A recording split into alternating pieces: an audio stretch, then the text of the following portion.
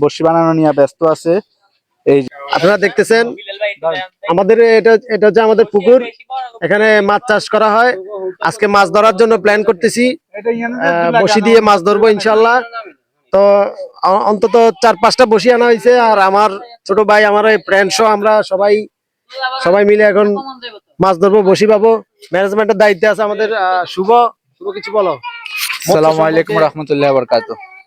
এই যে দেখেন আমরা এখানে মাছ বড়শি বাওয়ার জন্য প্রস্তুতি নিতেছি।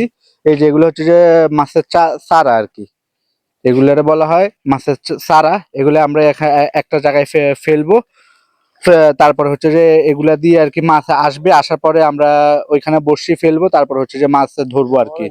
এই যে তারপর হচ্ছে যে এই যে বন আছে, তারপরে হচ্ছে যে এই যে এগুলো তো মাছের চারা দেখলিনি। এইখানে আছে হচ্ছে যে আমাদের আঞ্চলিক ভাষায় বলা হচ্ছে যে লাইয়ার ডিম। এই যে এটার ভিতরে আছে লাইয়ার ডিম, লাল একে এটার ভিতরে লাইয়ার ডিম। তারপর এটা হচ্ছে যে খল্লি। এই যে দেখেন এই দিক দিয়ে আবার হচ্ছে যে নতুন বড়শি বানানোর জন্য হচ্ছে যে টানা বড়শি, তারপর হচ্ছে হাত বড়শি বানানোর জন্য সেরকম প্রস্তুতি নেওয়া হচ্ছে। এই যে কল বড়শি আছে। আবার এই দিক দিয়ে আমগো বিল্লু ভাই ব্যস্ত, ওই যে উনি বড়শি বানানো নিয়ে ব্যস্ত আছে। এই যে আর ওই যে ওই দিক দিয়ে আমার ছোট ভাই রাতুল সারা বানানো নিয়ে ব্যস্ত আছে। মোটামুটি আমরা আসলে এটা খুব উপভোগ করতেছি, এই বড়শি বাওয়াটা আমরা খুব উপভোগ করতেছি সবাই মিলে।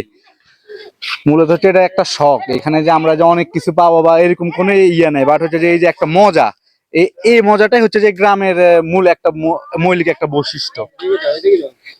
ঠিক আছে, আসসালামু আলাইকুম। আর পরবর্তীতে কি হয় না হয় সেটা আবার পরবর্তীতে জানিয়ে দেওয়া হবে।